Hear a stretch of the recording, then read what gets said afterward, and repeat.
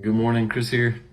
Wanted to share the scripture that Louie was using in his message Sunday. It was from the Walking with the Wise, number 7. It was James 1, verse 2. It says this: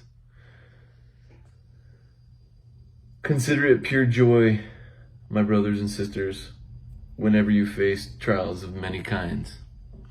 Consider it as pure joy." This has been tough. I have been trying to apply this all week long, and a situation happened this week where I was working on a mix for a song I'm doing, and I was just pulling my hair out, going back and forth, couldn't figure it out, and just super frustrated. And I'd find myself hearing "consider it pure joy" right in the middle of the frustration. I'd be like, starting this conversation with God: how can this be joy? How can this be joy? And I found myself, the more I went on with the week, I would find myself doing that. I would hear it counted as pure joy, and I would stop and I would start to think, how is this pure joy? And the more I stopped and reflected, the more I noticed that I started to be open to listening. And as I was doing it, I started realizing that my frustration with the mixing was my own ignorance when it came to mixing.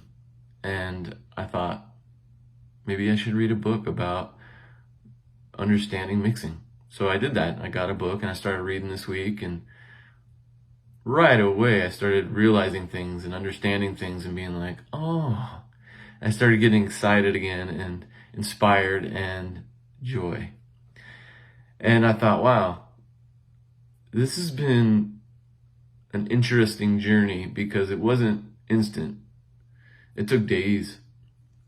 And so I was reminded of my scripture that I shared last week, Micah 6:8, which I want to read to you again. It says, "He has shown you, O mortal, what is good. And what does the Lord require of you? To act justly, to love mercy, and to walk humbly with your God." And so I realized that this week, as I've been stopping and reflecting and listening and asking, that's a piece of humbling myself and walking with God, considering Him in all things. And it hasn't been easy, but it's been really good, and I'm totally encouraged. And yeah, I wanted to encourage you today. Maybe you're facing something that's frustrating you. I just want to encourage you: stop, reflect, and walk humbly with your God, because He wants relationship. He wants to talk to you. He wants to show you things. But we got to put ourselves in a position to listen.